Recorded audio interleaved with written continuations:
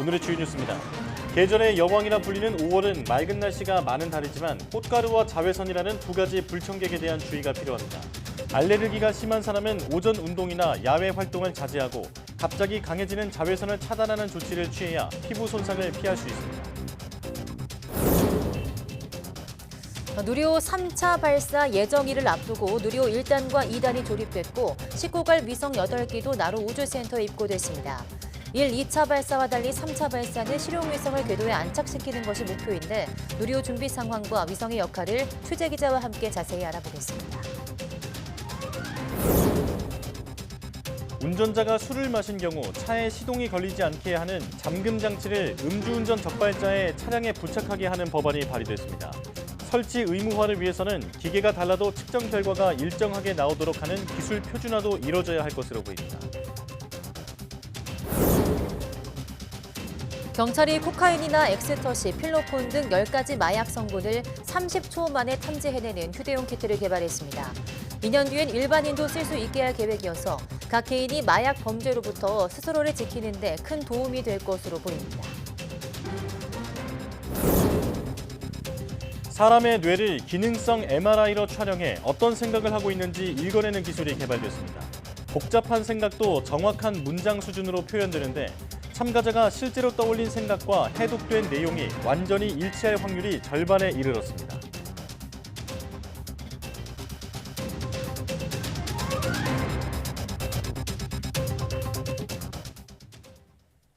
여러분 안녕하십니까? 사이언스 투데이 시작합니다. 지난주 엠폭스 옛 원숭이 두창 확진자가 16명 늘어 국내 누적 확진자는 60명이 됐습니다. 중앙방역대책본부는 지난 4일과 5일 이틀 동안 6명을 포함해 지난달 30일부터 지난 6일까지 엠폭스에 확진된 사람은 16명이라고 밝혔습니다. 16명 모두 최초 증상 발현 전 3주 안에 해외여행 이력이 없어 국내 감염으로 추정되고 성접촉에 의한 감염으로 확인됐습니다. 신규 환자 거주 지역은 서울 11명, 경기 2명 등 수도권에서의 발생이 많았고 국적은 내국인 14명, 외국인 2명입니다. 지금까지 누적 확진 환자 60명 전체로 보면 남성이 58명이었으며 20대가 10명, 30대 42명, 그 외에는 40, 50대로 집계됐습니다. 세계보건기구 WHO가 코로나19 공중보건 비상사태를 해제하면서 우리나라도 위기경보 하향 논의를 시작했습니다. 이르면 다음 주 중에 심각 단계를 경계로 낮추고 격리 기간을 단축하는 등의 후속 조치를 단행할 것으로 보입니다. 김평정 기자입니다.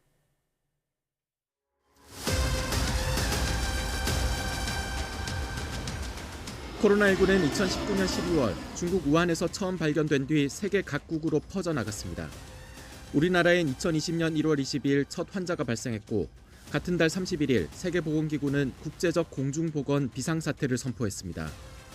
그 뒤로 국내에서는 인구의 60%인 3,100만여 명이 감염됐고 이 가운데 3만 4천여 명이 사망했습니다. 3년 4개월 동안 이어진 대유행은 WHO의 비상사태 해제 선언으로 전환점을 맞게 됐습니다. The emergency committee met for the 15th time and recommended to me that I declare an end to the public health emergency of international concern. I have accepted that advice. 남아있는 방역 규제는 조만간 완화될 것으로 보입니다. 정부의 방역 정책을 자문하는 전문가 기구인 감염병 위기대응 자문위원회가 코로나19 위기 경보를 최고 단계인 심각에서 경계로 낮추고 확진자 격리 기간을 줄이는 방안을 검토합니다. 정부는 전문가 논의를 바탕으로 이번 주 안에 확정안을 발표할 예정입니다. 따라서 이르면 다음 주부터 확진자 격리는 5일만 하고 임시 선별검사소는 문을 닫고 선별진료소만 운영될 가능성이 커 보입니다. 새로운 감염병이 나타나는 주기가 점점 빨라지는 만큼 정부는 다음 감염병에 대한 준비도 시작했습니다. 조기 진단 역량을 높여 30일 안에 감염병 특성을 분석하고 하루 최대 확진자 100만 명까지 안정적으로 대응하는 체계를 구상하고 있습니다. 질병관리청은 지난 2016년 메르스 유행 이후 8년 만에 방역정보 시스템을 개편하고 있습니다. 이번 개편 사업은 지난해 11월부터 시작해 내년 6월까지 완료하는 것을 목표로 하고 있으며 또 코로나19의 80세 이상 치명률이 전체 평균의 17배에 달하는 만큼 방역 조치를 완화해도 고위험군에 대한 보호는 계속 유지할 계획입니다. YTN 김평정입니다. 간호법 제정안을 두고 의료 직역 간 갈등이 커지는 가운데 간호사 단체도 단체 행동을 할지 논의에 나섰습니다. 대한간호협회는 간호법에 대한 거부권 행사 촉구에 대해 대통령의 거부권 행사는 사망 선고와 다를 바 없다며 국민을 볼모로 한 파업만은 절대 하지 않겠다는 간호사들의 숭고한 가치가 위협받고 있다고 강조했습니다. 그러면서 일주일 동안 전체 회원들을 대상으로 투쟁 방법 등을 묻는 의견 조사를 한 뒤 15일에 공개하겠다고 밝혔습니다. 설문조사에서는 간호사 면허증 반납, 간호사 1인 1정당 가입 운동 등에 대한 찬반을 묻는 것으로 알려졌는데 총파업이나 진료 거부는 직접 언급되지 않은 것으로 전해졌습니다. 간호협회 관계자는 거부권이 행사되더라도 의사 집단처럼 국민의 생명과 안전을 담보로 한 집단 행동은 하지 않을 것이라고 말했습니다. 메신저 카카오톡이 8일 오후 일시장애를 일으켜 사용자들이 불편을 겪었습니다. 카카오톡은 8일 오후 1시 35분부터 1시 54분까지 메신저 접속이 안 되거나 메시지 수신과 발신이 지연됐다고 설명했습니다. 이어 오류를 감지한 직후 긴급 점검을 거쳐 20분 만에 서비스를 정상화했다며 불편을 끼쳐 죄송하다고 덧붙였습니다. 이번 카카오톡 측은 문제가 발생한 원인을 파악 중이라고 밝혔습니다. 이번 카카오톡 서비스 오류는 지난해 10월 이후 7개월 만입니다.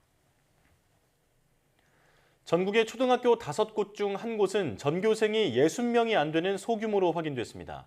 한국교육개발원의 교육통계 연보를 보면 지난해 전체 초등학교 6,163곳 가운데 22.1%에 해당하는 1,362곳이 전교생 60명 이하인 것으로 집계됐습니다. 이런 소규모 학교는 전북 지역에서 203곳으로 가장 많았고 경북은 201곳, 전남 199곳 순이었습니다. 전교생이 30명 이하인 초소형 초등학교는 지난해 512곳으로 전체의 8.3%를 차지했습니다. 교육부가 자진 폐교 사학에 해산 장려금을 지급할 필요가 있다고 밝혔습니다. 교육부는 정례 브리핑에서 사립대학교 구조 개선에 관한 법률이 조속히 입법돼야 한다며 이같이 밝혔습니다. 앞서 이주호 부총리 겸 교육부 장관은 한 언론 인터뷰에서 대학 구조 조정을 위해 해산 장려금을 학교법인 자녀 재산의 30% 수준까지 지급하는 것이 합리적이라고 말했습니다. 이에 대해 교육부는 모든 가능성이 열려 있다며 국회 공청회 등에서 해산 장려금과 부실 사립대학의 구조조정 방안에 대한 논의가 충분히 이루어질 것이라고 설명했습니다. 5월에는 맑은 날씨가 많은 달이지만 불청객이 두 가지나 있습니다. 바로 꽃가루와 자외선인데요. 네, 1년 중 5월은 꽃가루가 가장 심하고 자외선도 갑자기 강해져 주의가 필요합니다. 정혜윤 기자입니다. 5월은 맑고 따뜻한 날씨가 이어지며 봄이 절정에 달하는 시기입니다. 기온도 점차 올라 낮 기온도 야외 활동에 좋은 20도에서 25도 사이를 유지합니다. 5월을 계절의 여왕으로 부르는 이유입니다. 하지만 황사에 이은 봄의 불청객, 꽃가루가 가장 심해지는 때이기도 합니다. 봄철 꽃가루는 참나무, 삼나무, 오리나무, 자작나무 등의 나무가 번식을 위해 꽃을 피우며 발생합니다. 이 나무꽃에 무수히 많은 꽃가루가 바람에 의해 날리며 면역 기능에 영향을 주는 겁니다. 꽃가루가 바람을 타고 다른 꽃으로 이동을 해서 수분과 수정이 이루어지는 과정입니다. 꽃가루 알레르기는 1년 중 식물이 많이 개화를 하는 시기인 5월과 6월이 가장 높고 일부는 가을까지 이어지게 됩니다. 알레르기가 심한 사람은 오전 운동이나 야외 활동을 자제하고 야외 활동 후에는 손과 얼굴을 씻어야 합니다. 꽃가루에 이어 자외선도 5월 불청객의 한 자리를 차지합니다. 피부 깊은 곳까지 침투해 주름과 색소 침착, 탄력 저하 등의 노화를 일으키는 자외선 A의 경우 6월과 7월 사이 연중 최고를 기록합니다. 하지만 5월부터 갑자기 강해져 방심하면 피부 손상을 입을 수 있습니다.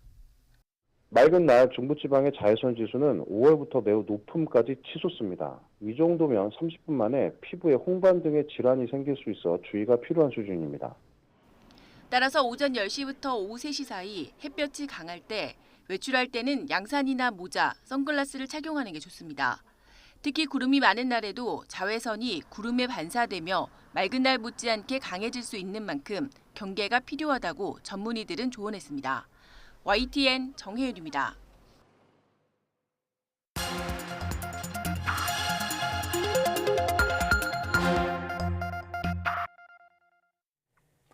다양한 분야의 이슈를 과학기자의 시각으로 자세히 들여다보는 사이언스 취재파의 시간입니다. 네, 오늘은 최소라 기자와 함께합니다. 어서 오세요. 안녕하세요. 네, 오늘 어떤 이야기 나눠볼까요? 네, 한국형 발사체 누리호의 3차 발사가 어느새 2주여 앞으로 다가왔습니다. 누리호는 1단과 2단을 결합하고 또 위성을 들여오면서 준비 태세에 나섰는데요. 이번 3차 발사가 어떻게 진행되고 있고 또 지난 2차와 1차 발사 때와는 또 어떻게 다른지 짚어보겠습니다. 네, 많은 관심을 받고 있는 이벤트인데 누리호 3차 발사 준비 지금 어디까지 진행됐습니까? 네, 누리호는 이 3개의 단으로 이루어졌는데 지난해 1, 2, 3단이 각각 조립을 마쳤고요. 네. 지금은 1단과 2단이 서로 결합을 한 상태입니다. 또 누리호 3단에 실어질 위성 8기가 위성 보관동에 입고됐습니다. 네. 이들 위성은 이 성능 점검을 마치고서 이 발사 2주 전까지 3단에 탑재될 예정입니다. 예. 이 가장 큰 주 탑재 위성은요, 3단의 맨 위에 그리고 큐브 위성 7기는 그 아래 양 옆으로 탑재가 되고요. 또 위성을 보호하는 페어링이 이 위성 위에 씌워집니다. 이렇게 위성이 탑재된 3단은요, 보관동에서 조립동으로 옮겨져서 1, 2단과 결합을 하게 되는데요. 네. 이렇게 완벽한 모양을 갖추게 되는 누리호는 발사 직전 주인 5월 셋째 주까지 이 최종 점검을 하고 또 발사 전에 발사대로 옮겨질 예정입니다. 네, 이번 3차 발사는 1, 2차 발사 때와는 조금 다르게 더 특별하다고 들었는데요. 어떤 점이 좀 다를까요? 네, 누리호 이 3호기 자체는요, 지난 1, 2차 발사 때 사용된 이 기체와는 똑같은 겁니다. 하지만 누리호가 싣고 가는 대상이 가장 큰 차이점인데요. 이 누리호가 처음으로 이 위성 서비스를 제공하는 실용 위성을 싣고 가는 겁니다. 1, 2차 발사 때는 이 누리호 성능을 검증하기 위한 성능 검증 위성이나 또 대학생들이 개발한 큐브 위성, 또 무게를 맞추기 위한 더미만이 실렸었는데 이번에는 국내 연구진이 개발한 실용 위성이 실리는 겁니다. 네. 직접 들어보시겠습니다. 네, 지난 2차 발사가 발사체 자체 성능 검증에 주안점을 두고 이루어졌다면 이번 3차 발사는 실제 작동하는 위성을 정 궤도에 진입시키는 위성 서비스에 중심이 있다고 보시면 될 것 같습니다. 그리고 누리호에 실리는 위성의 특성에 맞춰서 이 고도가 2차 발사의 700km에서 이 550km로 변경이 되고요. 또 발사 시각도 기존 오후 4시에서 6시 24분으로 변경이 됐는데요. 네. 이 주 탑재 위성인 차세대 소형 위성 2호가 태양열로 에너지를 충전해야 하거든요. 이 오후 6시 이후에 발사를 해야 태양빛을 언제나 받는 태양 동기 궤도에 진입을 할 수 있기 때문입니다. 네. 그러니까 발사체는 지난 발사와 똑같고 이번에는 실용 위성을 싣고 올라간다. 이게 큰 차이점인데요. 자, 그렇다면 이번에 싣고 가는 위성들은 어떤 것들입니까? 먼저 주 탑재 위성인 카이스트의 차세대 소형 위성 2호는요. 이 국산 영상 레이더가 탑재돼서 지상을 관측하는 역할을 합니다. 네. 이 마이크로파를 이용하기 때문에 야간이나 악천 후에도 영향을 받지 않고요. 지상을 관측할 수 있습니다. 이 무게는 180kg으로 위성 가운데서는 가장 무겁고요. 이 길이와 너비, 깊이가 각각 1m 내외인데요. 이 안테나를 펴게 되면은 길이는 5m를 넘습니다. 이 차세대 소형 위성 2호에는 이 밖에도 우주 방사선을 관측하는 장비와 또 국산 우주 장비의 성능을 극한의 환경에서 검증하는 장치들도 실렸습니다. 연구진에게 직접 들어보시겠습니다. 국산화한 영상 레이더를 기술 검증하고 지구 관측을 수행하는 것이 바로 이 중점 임무입니다. 이 밖에 큐브 위성 7기도 실립니다. 네. 먼저 한국천문연구원이 개발한 도요셋 4기인데요. 각각 무게가 10kg입니다. 이들 도요셋은 20초 간격으로 차례로 분리가 돼서 이 일정한 간격을 유지하면서 편대 비행을 하고 또 편대 비행 기술을 검증합니다. 또 동시에 여기에 실린 입자 검출기 등 이 장비를 통해서 우주 날씨를 관측하고 예보 정확도를 높이는 데도 활용됩니다. 네. 이 우주 날씨는요, 지상 날씨와는 달리 지상 이 전파나 위성 통신에 영향을 줄 수 있는 태양풍 등이 영향을 주기 때문에 중요한 겁니다. 연구진에게 직접 들어보시겠습니다.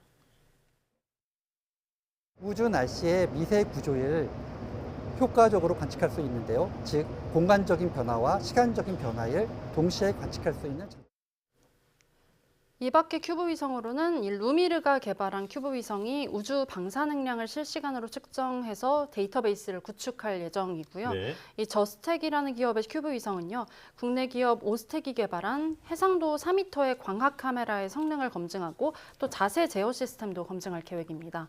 이 마지막으로 카이로스페이스의 큐브 위성은요, 한반도 지표면의 평광 데이터를 수집하고요. 또 임무를 마친 위성이나 고장난 위성이 대기권으로 들어와서 스스로 소멸되도록 하는 우주 쓰레기 방지 기술도 검증합니다. 이들 위성 8기의 목표 고도는 550km라고 말씀드렸는데요. 이 오차 범위 내에서 위성이 안착하는지가 이번 누리호 3차 발사의 가장 중요한 성공 기준이 될 것으로 보입니다. 예. 네, 함께 들어보시겠습니다. 그 많은 위성들을 탑재를 하고 궤도에 올라가서 안정적으로 서로 충돌하지 않도록 분리해 주는 것이 가장 바뀌는 부분이라고 보시면 될 것 같고요. 저희도 그런 부분들을 이제 처음 해보기 때문에 가장 신경을 써서 준비했던 부분이라고 보시면 될 것 같습니다. 참고로 이번에는 이렇게 실제 사용되는 위성 8기를 싣고 가는데 이 적재물의 중량 자체는 지난 2차 발사 때보다는 적습니다. 이 지난 2차 발사에서는 성능 검증 위성 180kg과 더미 등을 더해서 모두 1.5톤을 싣고서 누리호가 우주로 날았는데요. 네. 이번에는 이에 3분의 1 정도 수준인 총 504kg만 싣고서 우주로 날아오르게 됩니다. 네, 3차 발사에 실리는 위성 8개에 대해서 굉장히 자세하게 설명을 해주셨는데요. 또 이번 3차 발사는 민간 기업이 참여했다는 데 큰 의미가 있다고요? 네, 그렇습니다. 한국형 발사체 고도화 사업의 체계 종합 기업으로 선정된 한화 에어로스페이스가 이 발사 준비와 운용에 참여를 하는데요. 네. 이 관련 기술과 노하우를 이전받아서 앞으로 발사체 기술을 민간 주도로 개발하기 위한 과정입니다. 이 스페이스X가 나온 미국 등 이런 우주 선진국처럼 민간이 주도하는 뉴스페이스 시대가 국내에서도 본격화하게 되는 겁니다. 예. 이번 3차 발사에서 한화 에어로스페이스는요, 누리호 조립을 총괄 관리하고 또 발사 과정을 배우고 또 앞으로 남은 4, 5, 6차 발사 때 그때는요, 기술 습득 진척 상황을 고려해서 이 참여 범위가 이것보다 더욱더 확대될 예정입니다. 예. 민간 우주 개발 시대, 그러니까 뉴스페이스 시대의 원년으로 볼 수 있을 것 같은데요. 이번 3차 발사 성공 가능성은 어느 정도로 보고 있습니까? 네, 앞선 2차 발사가 성공적이었기 때문에 성공 가능성은 비교적 높다고 보여지는데요. 전 세계적으로 봤을 때는 전반적으로는 우주 발사체 자체의 성공 가능성은 높은 편은 아니기 때문에 성공을 확신할 수는 없습니다. 예. 직접 들어보시겠습니다.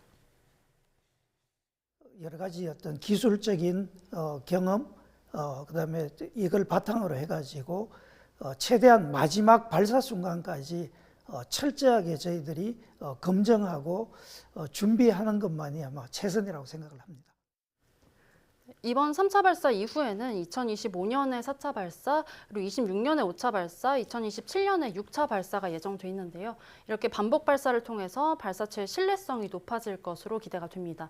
그리고 누리호 자체가 본격적인 상용 발사 서비스를 위해서 개발된 발사체는 아니기 때문에 네. 앞으로 한국형 발사체 고도화 사업을 통해서 발사체 상용 서비스로도 우리나라가 나아갈 것으로 보입니다. 네, 누리호 3차 발사 이제 발사될 날이 약 2주 정도 남았죠. 좋은 결과 있길 바라겠습니다. 최소라 기자와 함께했습니다. 고맙습니다. 감사합니다.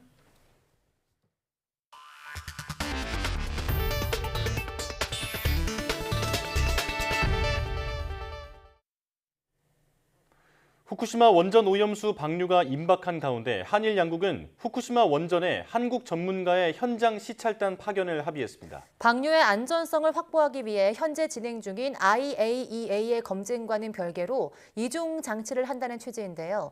하지만 검증이 아닌 시찰이라는 점에서 실효성에 대해서는 의문이 제기되고 있습니다. 양혜영 기자입니다. 지난달 말 도쿄전력은 후쿠시마 오염수의 방류 시설인 해저터널 굴착을 모두 마쳤다고 밝혔습니다. 올여름 후쿠시마 오염수 방류를 위한 모든 실무적 준비를 마친 셈입니다. 일본은 그동안 오염수 방류가 안전하다고 홍보하면서도 국제원자력기구 IAEA의 검증만을 허용해왔습니다. 그런데 이번 한일 정상회담을 계기로 양국 정부는 후쿠시마에 한국 전문가 시찰단을 파견하기로 합의했습니다. 시찰단 파견은 개별 국가로는 처음으로 과학적 근거를 바탕으로 건강과 안전에 대한 우려를 불식 해소한다는 취지입니다. 과학에 기반한 객관적 검증이 이루어져야 한다는 우리 국민의 요구를 고려한 의미 있는 조치가 이루어지기를 바랍니다. 한국시찰단은 원자력안전위원회 등 관련 전문가들로 구성되며 오는 23일, 24일 이틀간 일본을 방문할 예정입니다. 하지만 시찰단이 현장 점검 사항을 준비하기엔 시간이 촉박한 데다 직접 검증이 아닌 일본 정부의 설명을 듣는 시찰 수준에 머무를 가능성이 커 실효성에 대해서는 의문이 나오고 있습니다. 단순 배출 절차와 절차 준수를 보여주겠다는 것은 이제 어떤 면에서는 좀 형식적일 수밖에 없고요. 알프스라는 다핵종 제거설 위해 성능 검증이 그동안 어떻게 이루어졌고 알프스 성능 자료와 함께 서로 비교해서 객관적인 평가 분석하는 정도는 가능할 것 같습니다.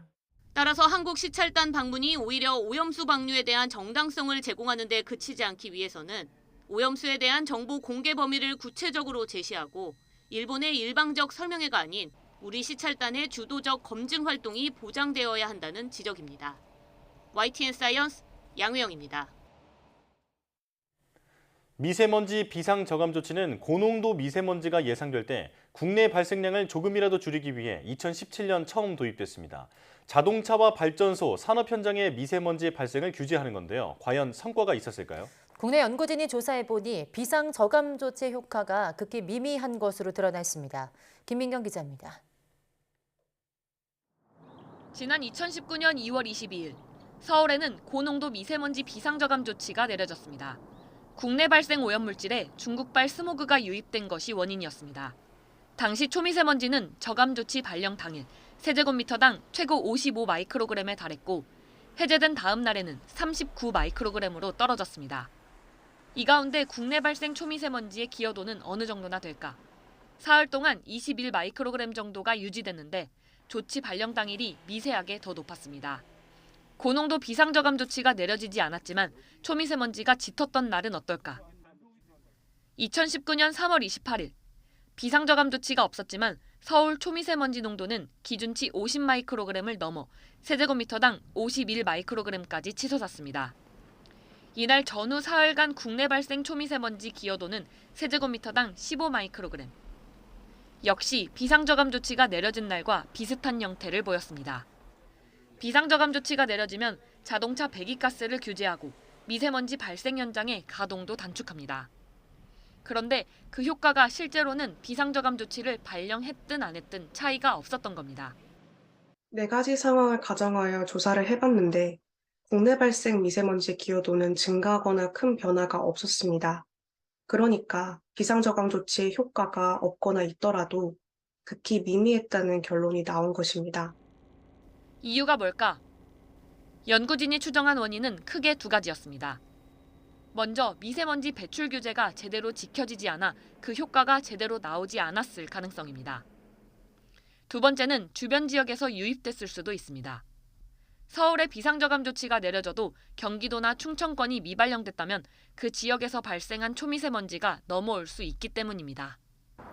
고농도 미세먼지 비상저감 조치는 지난 2017년 도입 때 6년 동안 국민에게 미세먼지의 심각성을 알리고 경각심을 주는 데 성공했습니다.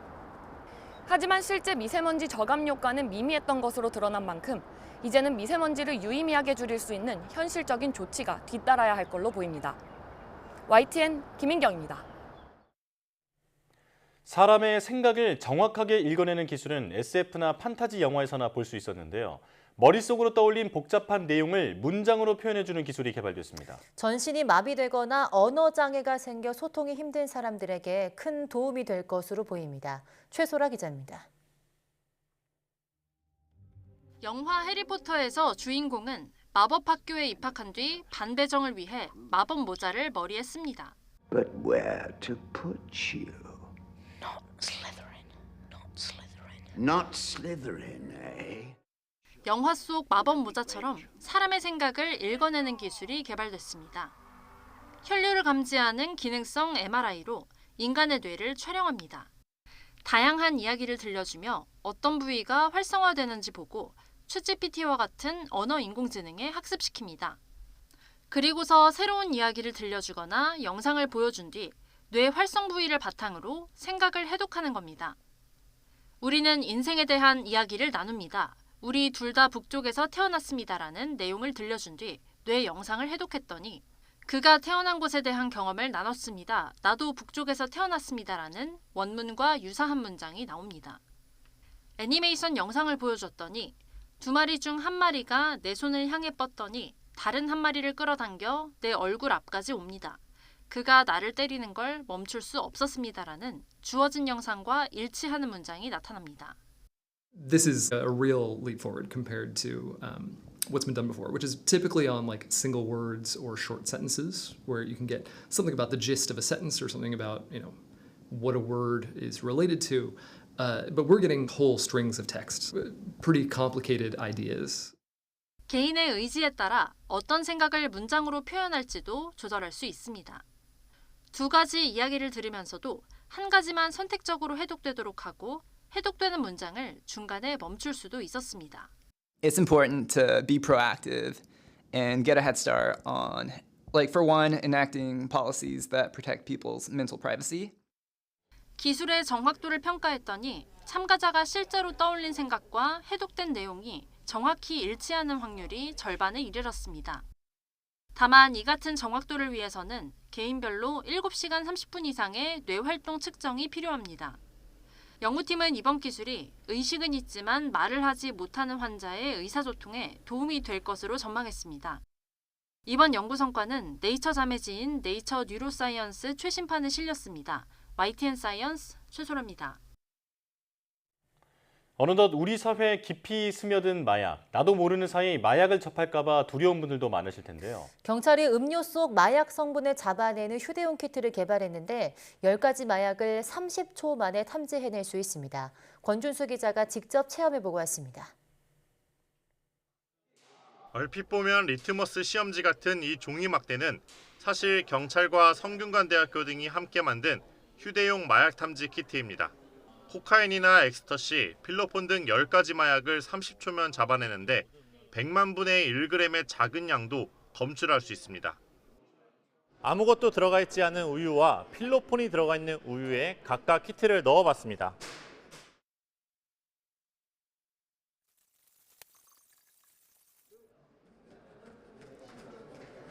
지금 막 30초가 지났는데요. 필로폰이 들어있던 우유에는 동그란 마크가 그대로 남아 있습니다. 양성이란 뜻입니다. 마약 키트는 최근 논란이 된 서울 강남 학원가 마약 음료 사건처럼 음료나 음식에 몰래 마약을 넣어 먹게 하는 범죄를 예방할 목적으로 개발됐습니다. 당장은 경찰 수사에서만 사용하지만 안정성 검사를 거쳐 2년 뒤엔 일반인도 쓸 수 있게 할 계획입니다. 이렇게 되면 누구나 키트를 들고 다니면서 마약이 들어있는지를 확인할 수 있을 것으로 보입니다. 국민분들도 스스로를 범죄로부터 예방할 수 있다는 점에 크게 기여할 수 있을 것 같고 경찰관 분들도 현장에서 이 물질이 마약인지 아닌지 신속하게 탐지할 수 있음으로써 수사의 효율성을 좀 더 높일 수 있다고 생각하게 됩니다. 전자충격기와 3단봉 등 경찰이 최근 개발한 치안 장비도 함께 공개됐습니다. 이번에 개발된 차세대 조끼는 가벼우면서도 흉기를 방어할 수도 있습니다. 이렇게 새로 나온 접이식 방패까지 펼치면 현장 경찰관 보호와 범인 제압 효과가 한층 더 높아지게 됩니다. 국산 소재와 기술을 적용해 외국산 장비보다 가격은 낮추고 실용성은 높였다는 게 경찰 설명입니다. 흉기라고 하면 칼뿐만 아니라 어떤 깨진 유리병이라든가 송곳, 가위 여러 가지가 있기 때문에 다양한 현장에서 치명상을 방지하기 위해서 개발하게 됐고 경찰의 안전이 국민의 안전으로 이어질 수 있도록 나날이 고도화 지능화하는 범죄에 효과적으로 대응하기 위해 경찰 역시 첨단 과학으로 무장하고 있습니다. YTN 권준수입니다. 술을 마시면 차에 시동이 걸리지 않게 하는 잠금 장치를 음주운전자 차량에 의무적으로 부착하게 하는 법안이 최근 발의됐습니다. 법제화와 더불어 측정 오차를 줄이기 위한 기술 표준을 마련해야 한다는 목소리가 나오고 있습니다. 황보혜경 기자입니다. 소주를 마신 뒤 차량에 부착된 기기에 크게 숨을 불어넣으니 혈중 알코올 농도 0.045%라는 문구가 화면에 뜹니다. 차키를 넣고 돌려봐도 시동이 걸리지 않습니다. 운전자의 입김을 측정해 면허 정지 수치인 0.03%를 넘는 것으로 나타나면 차량 시동이 잠기는 장치입니다. 다른 사람이 대신 숨을 불어주는 꼼수를 막기 위해 얼굴 인식 카메라를 설치해 시동을 건 사람과 실제로 차를 몬 사람이 같은지 확인하는 기술도 개발됐습니다. 이미 일부 민간 기업이 통근버스에 시범 도입한 이런 음주 시동 잠금 장치는 얼마 전 음주 차량에 치여 목숨을 잃은 배승하 양 사건을 계기로 주목을 받고 있습니다. 지난 1일엔 관련 법안도 발의됐습니다. 음주운전을 하다 적발된 사람에게 나중에 면허를 재발급해줄 때 차량에 최대 5년 동안 잠금 장치를 다는 조건을 다는 게 골자입니다. 설치 비용은 음주운전자 본인이 부담해야 하고 장치가 없는 차량을 운전하거나 무단으로 떼면 벌칙도 부과됩니다. 과거에도 비슷한 법안들이 줄줄이 발의됐다가 폐기된 만큼 이번엔 법안 통과를 위해 국회가 나서야 한다는 목소리가 나옵니다. 미국이나 호주에서는 음주운전 시동 잠금 장치가 이미 의무화되어 있습니다. 음주운전은 재범률이 매우 높기 때문에 이제 법제화를 통해서 상습 음주운전을 예방하는 것이 필요해 보입니다. 측정 결과가 기계마다 들쭉날쭉하지 않도록 기술 표준화 역시 필요합니다. 아직까지 한국에는 표준화가 없습니다. 음주 측정은 정확도가 있어야 되기 때문에 한국산업기술시험원에서 교정을 받는 게 중요하다는 거죠. 또 어린이 보호구역에서 음주운전으로 인명사고를 낸 경우 가해자 신상을 공개하는 내용의 법안도 잇따라 발의됐는데 국회 문턱을 넘을지 관심입니다. YTN 황보혜경입니다.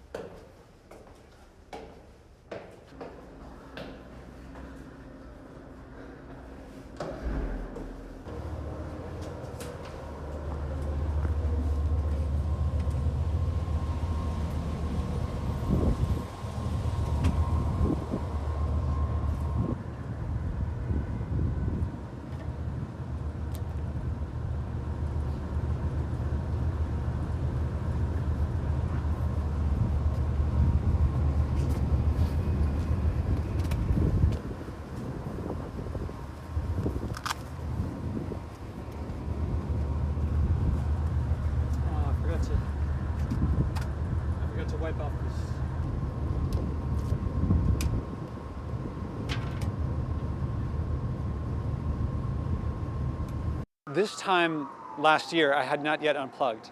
I was plugging into the wall. I would try not to use power more than necessary, but I had no sense of how much things used. Right now, I'm using a tiny fraction of what I used before, but because I made it through the winter solstice, and now we're past the equinox,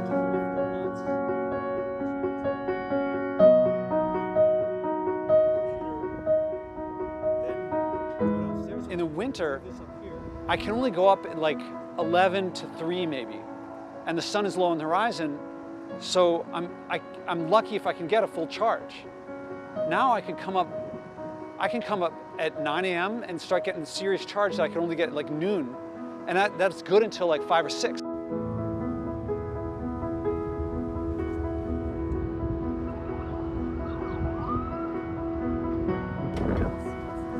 When I hit the winter solstice,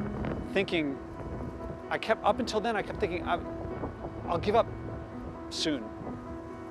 But on the winter solstice, I realized tomorrow will be easier than today. If I made it here, tomorrow will be easier, the next will be easier, the next will be easier. Now springtime, no problem. So then I started thinking, well, if I make it to 1 year, that's the easiest time. The fridge I unplugged in September 2021. And for a physicist, the circle doesn't seem necessary for just a sliver. So bruised apple, free. And it's like there's so much stuff that's getting thrown out in the city.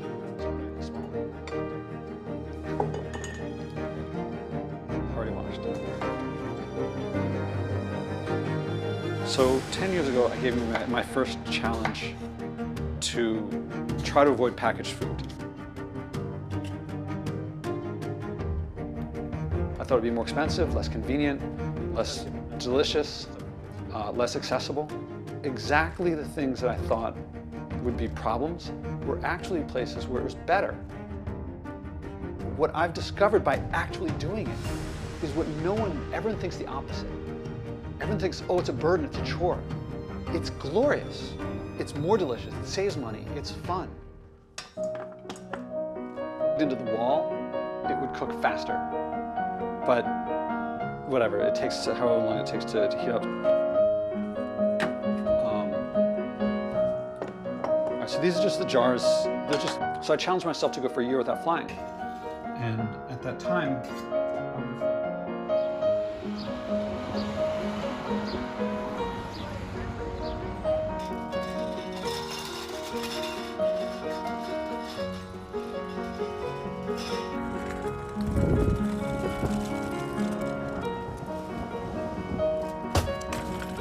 I used to think that acting more sustainably, it's like a burden to bother people to do these things. But on the other side of trying, there's always connection. There's always people. It's always community.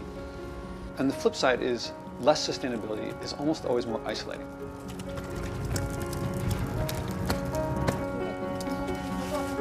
yeah.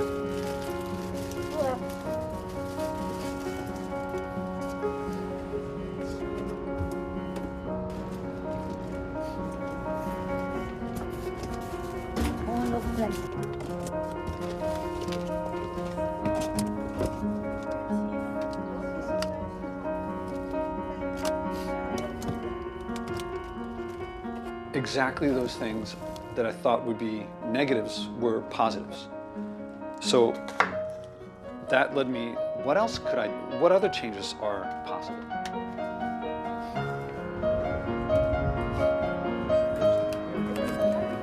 Some oregano.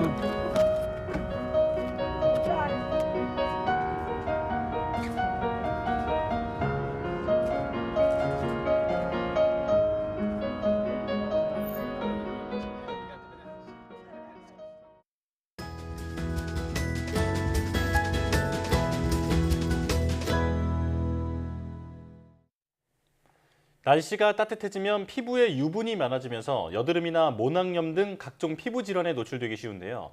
그중 지루성 피부염은 다른 질환과 혼동하기 쉽고 홍반의 형태로 나타나서 외관적으로도 꽤 스트레스를 받는 질환 중 하나입니다. 오늘 내문 보고서에서는 지루성 피부염과 다른 피부 질환의 구별법과 또 원인, 예방, 그리고 치료법에 대해 이야기 나눠보겠습니다. 한양대학교 피부과 김정은 교수와 함께합니다. 어서 오세요. 안녕하세요. 네, 나와주셔서 고맙습니다. 지루성 피부염은 주로 환절기에 흔히 발생한다라고 알고 있는데요. 정확히 어떤 질환인지 자세하게 설명해 주시죠. 지루성 피부염은 굉장히 흔합니다. 일단 만성 표재성 염증성 질환이다 이렇게 이야기할 수 있는데 네.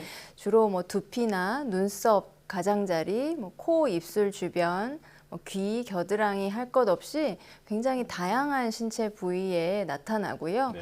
보통 이제 한마디로 이야기를 하면 뭐 인설성 홍반의 형태로 나타난다 이렇게 이야기할 수 있는데 네. 좀 용어가 어렵죠. 이게 네. 인설이라는 거는 그 각질, 비늘처럼 떨어지는 각질 가루를 이야기를 하는 그런 용어입니다. 예. 그리고 이게 이제 홍반, 붉은 네. 반점 위에 이렇게 노란 각질 덩어리 같은 게 그런 양상으로 나타나는 것이 이제 지루성 피부염에서 가장 흔히 볼 수 있는 증상이고요. 이게 지루성 피부염에서만 보이는 증상은 아니지만 네. 지루성 피부염에서 이렇게 각질이 일어나서 딱지처럼 보이기도 하는 증상이 꽤 흔하게 나타나기 때문에 예. 어떤 중요한 특징 중에 하나라고 할 수 있습니다. 지루성 피부염은 아까 꽤 흔하다고 말씀드렸는데 네. 발생률로 보면 한 인구의 2%에서 5% 정도 된다고 하고요. 뭐 이렇게 보면은 그렇게 많은가 생각하실 수 있는데 거꾸로 또 평생에 걸쳐서 한 번이라도 또 지루성 피부염이 안 생기는 분들은 또 거의 없을 정도로 그만큼 흔한 질환이 되겠습니다. 예. 또 뭐 성인뿐만 아니라 유아기에서도 관찰이 될 수 있습니다. 네, 저희가 지루성 피부염에 대해서 굉장히 드리고 싶은 질문이 많아서 질문이 많기 때문에 좀 간단하게 네네. 답변 부탁드리겠습니다. 그렇다면 지루성 피부염의 원인은 또 무엇일까요? 뭐 어떤 한 가지로 딱 명확하게 이야기를 하기는 어려운데요. 여러 가지 요인에 의해서 발생하는 걸로 생각을 하고 있습니다. 네. 일단 기름기가 많은 피지선이 발달되고 피지 분비량이 증가가 되는 경우도 많이 생길 수 있고요. 또 피부 상재균, 뭐 말라세지아 같은 효모균, 그리고 병원에 입원하신 뭐 파킨슨이나 알츠하이머 같은 질환들을 앓고 있는 환자분들한테서 잘 나타나는 것을 보면 어떤 신경계 이상도 지루성 피부염 원인의 하나로 생각을 하고 있습니다. 네. 그리고 뭐 그 밖에도 정신적인 스트레스, 뭐 불면, 음주, 또 건조하고 추운 날씨, 또 지루성 피부염이랑 연관이 있을 수 있습니다. 네. 피부 문제뿐 아니라 신경계 장애까지도 이제 원인으로 보고 있다 이렇게 말씀해 주셨는데요. 그렇다면 대표적인 증상은 뭔가요? 네, 앞서 말씀드렸는데 기름기가 많은 부분에 홍반과 딱지 같은 인설의 양상으로 나타납니다. 네. 주로 얼굴도 나타날 수 있고 두피, 얼굴 중에서는 눈썹이나 이제 코에서 팔자주름 부위, 귀 뒤쪽, 귀 안쪽 웨이도에도 발생하고 앞가슴이나 등, 겨드랑이, 사타구니 등 다양한 부위에 다양한 크기의 홍반 그 위에 각질의 형태로 나타납니다. 네. 보통은 뭐 증상이 없는 경우도 있지만 가렵거나 뭐 따가운 경우도 있습니다. 네. 그런데 저희가 느끼기에는 피부 질환들이 좀 붉어졌다, 각질이 일어난다, 딱딱해진다 다 비슷하게 좀 느껴지거든요. 지루성 피부염 다른 것들과 좀 어떤 점이 다를까요? 네, 여드름이나 모낭염도 같이 혼재돼서 나타나는 경우가 꽤 많습니다. 여드름은 이제 피지선에 발생하는 질환인데 얼굴이나 목 부위에 면포, 뭐 구진, 농포 이런 양상으로 나타나게 되겠고 모낭염은 말 그대로 모낭에 발생하는 염증인데요. 모낭이 있는 부위는 어디나 발생할 수 있고 뭐 구진이나 농포 비슷한 양상으로 나타날 수 있습니다. 지루성 피부염도 피지가 많은 부위에 호발을 하기 때문에 이런 것들이 같이 동반되는 경우도 많이 있는데 일반적으로 지루성 피부염은 인설을 동반한 홍반을 특징으로 한다는 점에서 좀 구분이 될 수 있습니다. 예. 자, 모낭이 있는 곳에서는 발생할 수 있다라고 말씀을 하셨다 보니까 이제 얼굴뿐만 아니라 다른 부위에도 나타나잖아요. 조금 전에 짚어주셨지만 조금만 더 다시 한번 정리를 해주실까요? 네, 그러니까 앞에서도 말씀드렸는데 얼굴뿐만 아니라 두피, 뭐 앞가슴, 겨드랑이, 사타구니 이렇게 피지 분비가 많은 부위 어디에서든 발생 가능합니다. 네. 또 지루성 피부염과 함께 건선을 앓고 계신 분들도 많으실 것 같은데요. 이 두 가지 질환 차이점이 있을까요? 네. 건선이 두피에 발생하는 경우, 지루성 피부염이 또 두피에서 발생하는 경우에는 크게 이렇게 감별하기가 어려운 경우도 있습니다. 근데 건선은 지루성 피부염에 비해서 보통 인설이 조금 더 두껍고요. 인설을 제거할 경우에 이렇게 출혈 반점이 생기는 특징이 있고 조금 더 경계가 명확하게 생기고 가려움증은 좀 덜하다는 점에서 구별을 할 수 있습니다. 그렇지만 이렇게 두피에만 생기면 다른 부위에 생기는 경우가 없으면 이렇게 지루성 피부염과 감별하기가 어려운 경우도 있어서 그럴 때는 이제 조직 검사 같은 도움을 받기도 합니다. 네. 자, 그렇다면 이게 아이에게도 생긴다거나 혹은 어떤 특정 성별에만 더 잘 생긴다거나 하는 게 있나요? 네. 흔히 발생하지만 어떤 생후 3개월 이내 신생아나 영아에서도 발생을 할 수 있습니다. 그래서 뭐 아기들이 이렇게 모자 쓴 것처럼 각질이 크래들캡 이라고 부르기도 합니다. 예. 두피의 기름딱지 뭐 이런 식으로 부르는 건데요. 이 연령대는 치료를 하지 않아도 대부분 호전이 됩니다. 성인의 경우에는 한 40세에서 70세 사이에 발생을 많이 하고 성별로 따지자면 남성에서 더 호발을 합니다. 아, 그렇군요. 그렇다면 이 지루성 피부염도 유전적인 영향이 있나요? 유전적인 영향이 있다고 보기는 좀 어렵고요. 다만 이제 피지 분비나 뭐 장벽 기능 이런 특징에 있어서 개개인의 차이가 있을 수 있습니다. 예. 그럼 지루성 피부염은 어떤 방법으로 치료를 해야 될까요? 네, 일단 신생아나 영유아에서 발생한 지루 피부염은 자연 치유되고 양성 경과를 보이는데요. 성인에서 발생한 경우에는 만성 경과를 취하고 재발하는 경우가 많기 때문에 어떤 질환 완치라기보다는 증상의 완화 그리고 조절 중점을 두어서 치료를 하게 됩니다. 두피에 생긴 지루 피부염의 두꺼운 각질 부위에는 보습 성분이 있는 미네랄 오일 종류를 사용을 해주시는 것이 좋고요. 네. 머리를 감을 때는 항진균제나 셀레늄, 아연 성분이 포함된 샴푸를 사용해서 머리를 감는 것이 도움이 됩니다. 네, 오늘 지루성 피부염 그리고 건선에 대해 이야기 나눠봤습니다. 한양대학교 피부과 김정은 교수와 함께했습니다. 오늘 말씀 고맙습니다. 고맙습니다. 감사합니다.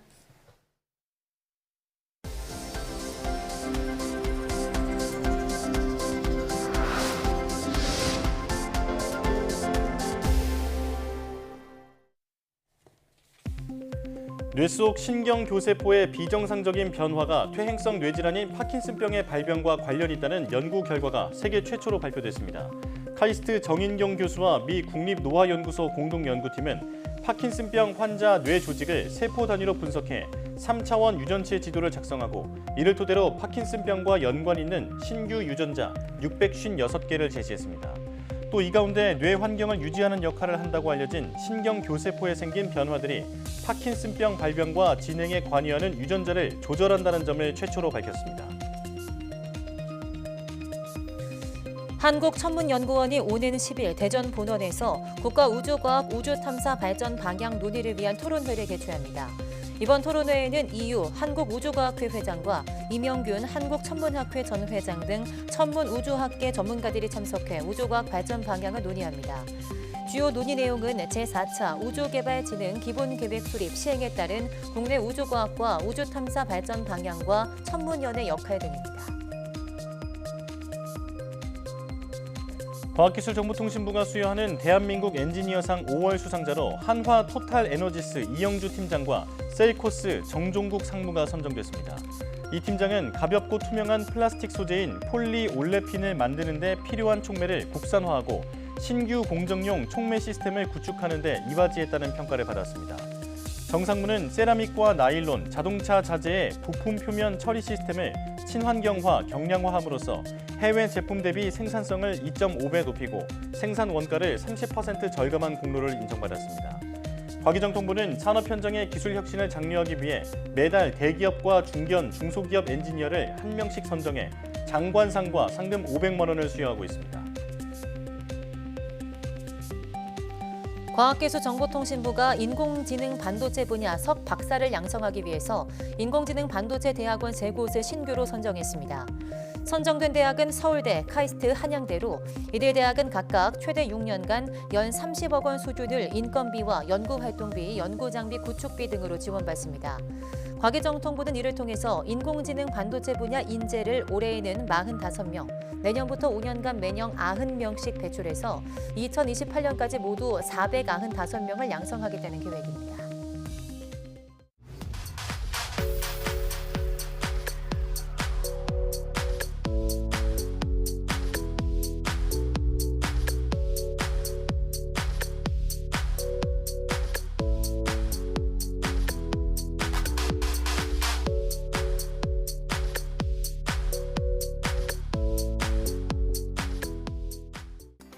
봄볕에는 며느리를 내보내고 가을볕에는 딸을 내보낸다는 속담이 있습니다. 겨울을 이겨내고 들이우는 따뜻한 봄 햇살이지만 가을볕보다 자외선 지수가 훨씬 높아서 과학적으로도 근거가 있는 말이라고 하는데요. 선선한 바람과 따뜻한 봄볕 아래 요즘 나들이 가는 분들 많으실 텐데요. 자외선 차단도 꼼꼼히 신경 쓰셔야겠습니다. 뉴스 마칩니다. 시청해주신 여러분 고맙습니다.